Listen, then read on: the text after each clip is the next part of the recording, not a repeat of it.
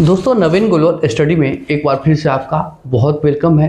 तो चलिए जीवनी के सेशन में एक बार हमारी आपकी मुलाकात हो रही है। मैं हूं नवीन कुशवाहा।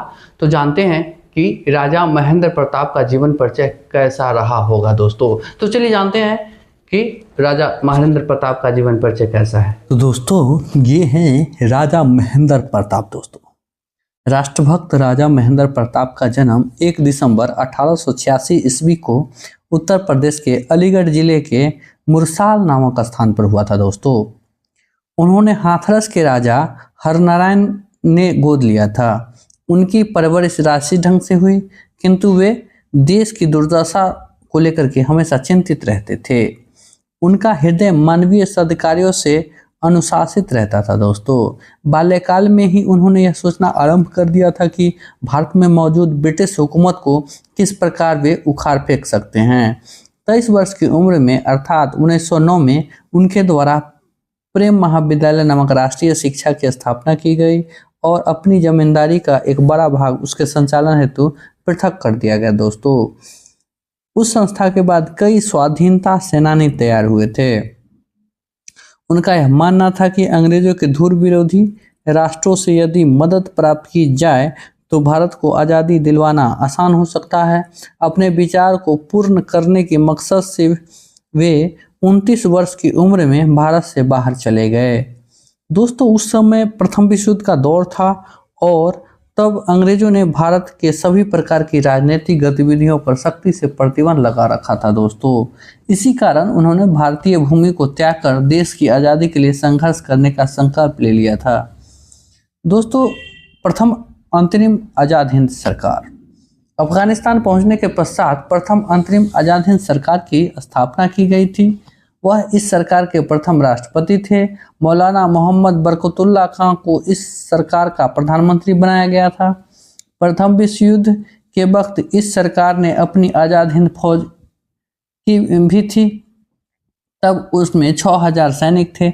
देश से बाहर पहली बार आज़ाद हिंद फौज के गठन उनके द्वारा ही किया गया था। दोस्तों आगे चलकर प्रथम विश्व युद्ध के समय नेताजी सुभाष चंद्र बोस ने भी उन्हीं की भांति बैंकॉक में आज़ाद हिंद फौज की स्थापना की थी। राजा की उपाधि। दोस्तों गोद आए राजा महेंद्र प्रताप वृंदावन के एक बड़े जागीरदार थे जिन्हें राजा की उपाधि प्राप्त हुई थी। वह स्वामी दयानंद द्वारा राज्य आर्य समाज से भी प्रभावित थे। समाज सुधार और देश को आज़ाद कराने की लालसा उनके हृदय में थी।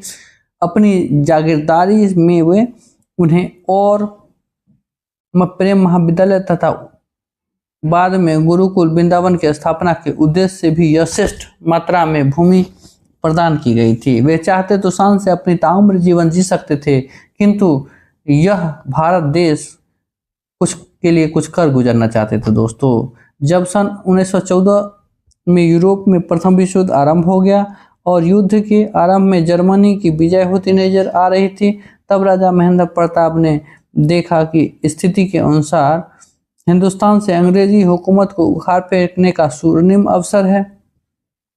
अंग्रेजों की मदद करने के बजाय अंग्रेजों के दुश्मन से मदद लेकर के देश को आज़ाद कराया जा सकता है, ऐसी उनकी सोच थी।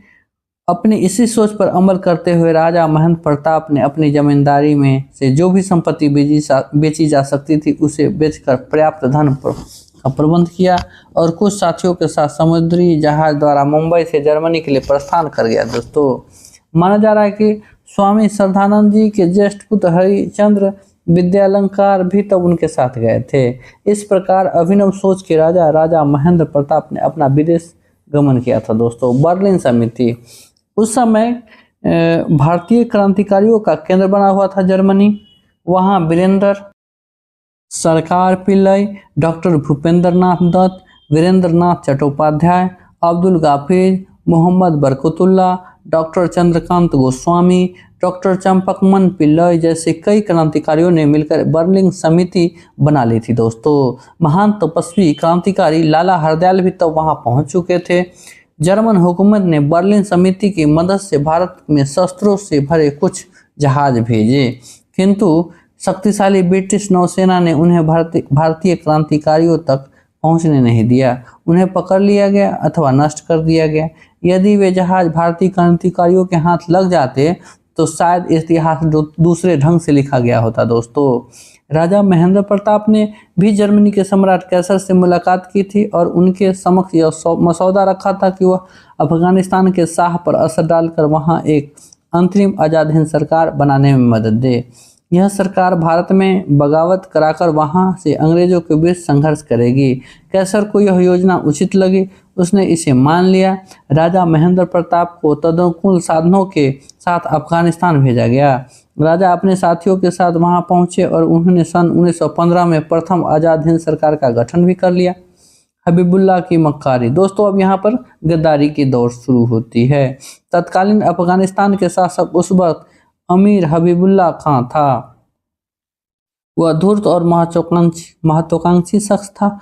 वह जर्मनी से भी दोस्ती का दिखावा करता था, अंग्रेज का भी मित्र बना हुआ था।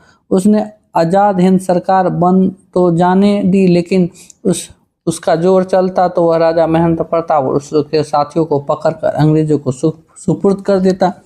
राजा महेंद्र प्रताप के सौभाग्य से हबीबुल्लाह खां का बेटा अमानुल्लाह खां अंग्रेजों का बैरी था। प्रधान सेनापति जनरल नादिर खां भी हमदर्दी भारतीयों के प्रति थे। कई दूसरे प्रभावशाली लोग तब आज़ाद हिंद सरकार के समर्थक थे। इस वजह से हबीबुल्लाह आज़ाद हिंद सरकार के नेताओं को गिरफ्तार नहीं करा सका, किंतु उसके अनुरोध पर अंग्रेजों के खिलाफ युद्ध का ऐलान भी किया गया। आज़ाद हिंद सरकार को वह कार्य करने नहीं दिया गया जिसके लिए उसका गठन किया गया था। इस प्रकार वह गद्दारी कर रहा था। उधर प्रथम विश्व युद्ध के आरंभिक समय में जर्मनी को बड़ी कामयाबी मिली थी और ज़्यादातर लोग यही समझते थे दोस्तों कि जर्मनी युद्ध जीत जाएगा। किंतु जब फ्रांस और इंग्लैंड ने हमला का पहला बेग झेला और दोनों पक्षों की सेनाएं खाइयों में मोर्चे बनाकर आमने सामने तैनात हो गई और लड़ाई लंबी होने लगी, तब जर्मनी की जीत की उम्मीद दिन पर दिन धूमिल होने लगी। दोस्तों राजा महेंद्र प्रताप की आज़ाद हिंद सरकार का प्रथम प्रधानमंत्री मोहम्मद बरकतुल्लाह खां के अलावा मौलाना अबेदुल्ला सिंधी गृह मंत्री, डॉक्टर चंपकरमन पिल्लई विदेश मंत्री एवं डॉक्टर मथुरा सिंह स्वास्थ्य मंत्री बनाए गए थे। रूस से मदद नहीं मिली दोस्तों। यहाँ पर इस आज़ाद हिंद सरकार ने तुर्की और रूस से भी भारत की आज़ादी के लिए मदद मांगने का प्रयास किया। डॉक्टर मथुरा सिंह एवं खुशी मोहम्मद को एक प्रतिनिधि समिति के रूप में रूस के जार के पास भेजा गया। जारशाही का रूस प्रथम विश्व युद्ध में अंग्रेजों का हिमायती था।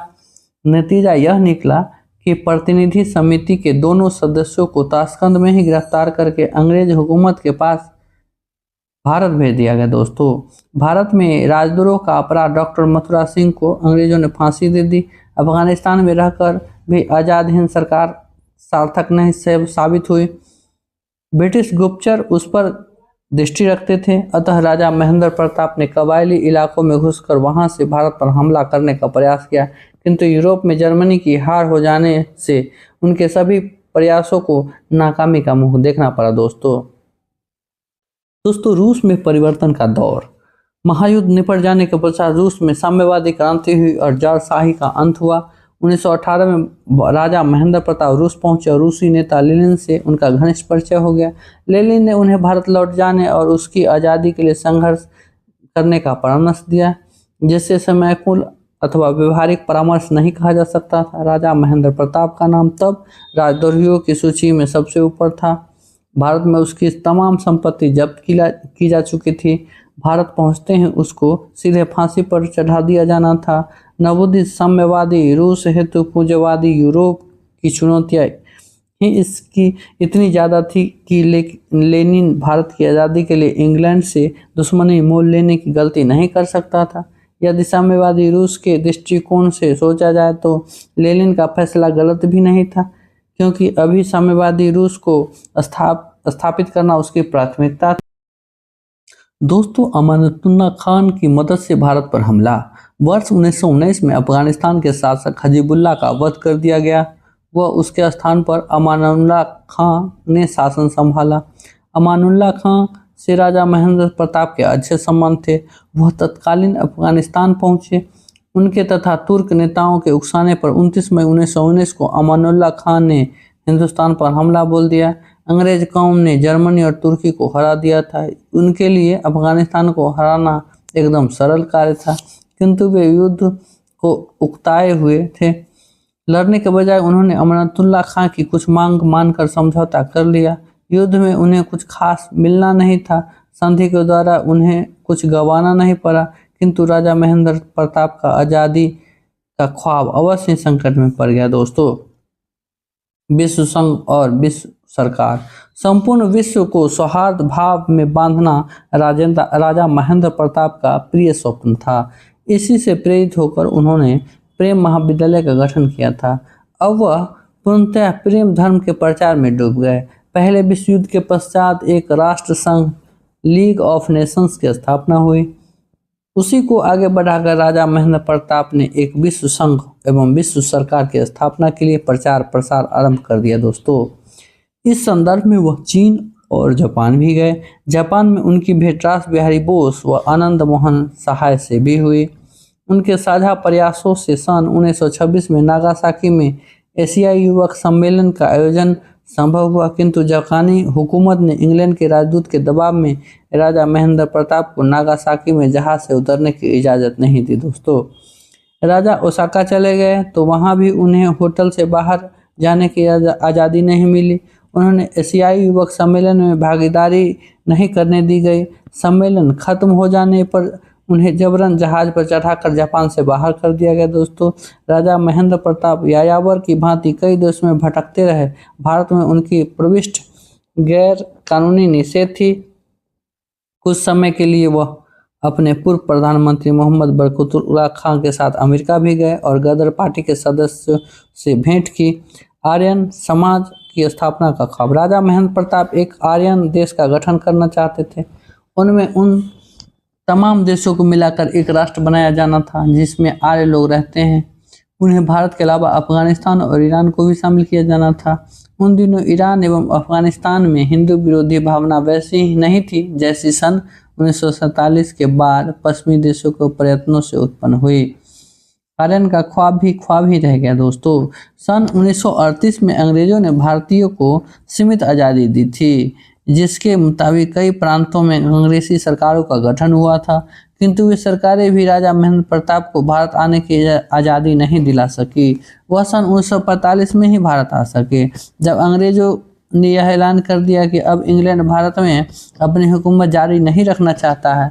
तब उन्होंने 1946 में कांग्रेस के मेरठ अधिवेशन में भाग लिया।